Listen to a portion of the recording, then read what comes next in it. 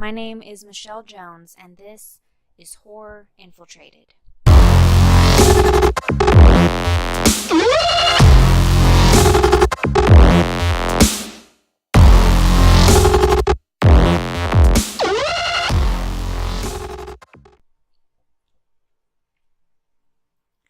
My first memories of experiencing the horror genre mainly revolve around Halloween, as I'm sure many of you can relate.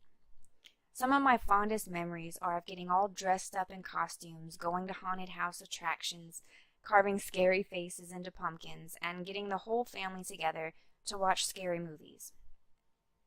When I was little, my whole family would go to my grandma's house to pig out on Halloween candy and sit around in a big circle telling ghost stories. My mom and my aunt, which just happens to be her twin, were the main people to introduce me to the world of horror literature and scary movies. But without my grandma's library, which was pretty much her entire house, my young life would have been so very lacking. She had all the classics like Dracula, Dr. Jekyll and Mr. Hyde, Frankenstein, as well as the latest Stephen King novels. Her library was my haven and my inspiration that led me to become an avid reader and writer myself.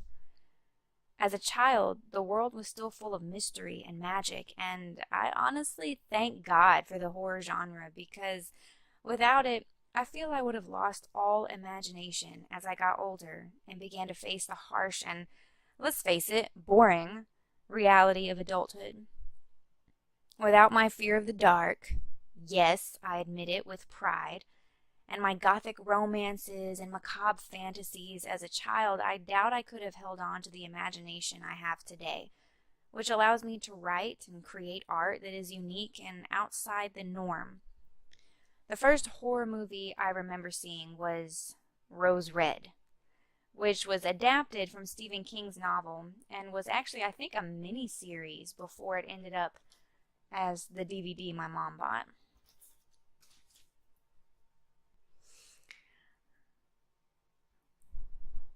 I remember those first shivers of overwhelming fear that stayed with me for about a week.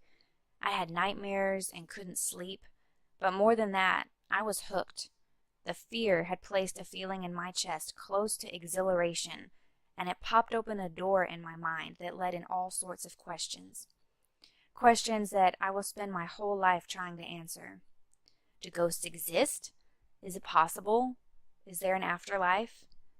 Can places be evil? Do monsters exist? Would God have created monsters? Can they be found? Should we look for them? These are the types of questions that my frantic brain wanted answers for, and since there were no answers, my own obsession with all things horror was born. The second movie I remember after Rose Red was The Shining. I guess it was good to experience Stephen King movies first. The Shining didn't initially scare me as a child. I think my mind couldn't really understand the underlying concepts. My adult brain, however, fully grasps the psychological horror that lingers throughout the movie, and I still find it deeply unsettling. When I watch Rose Red now, I laugh at how scared I was by the special effects. Compared to our modern technology, the monsters look plain goofy now, but I have to give it props for reeling me in. I now have my own horror movie collection and am working on a library to rival my grandma's.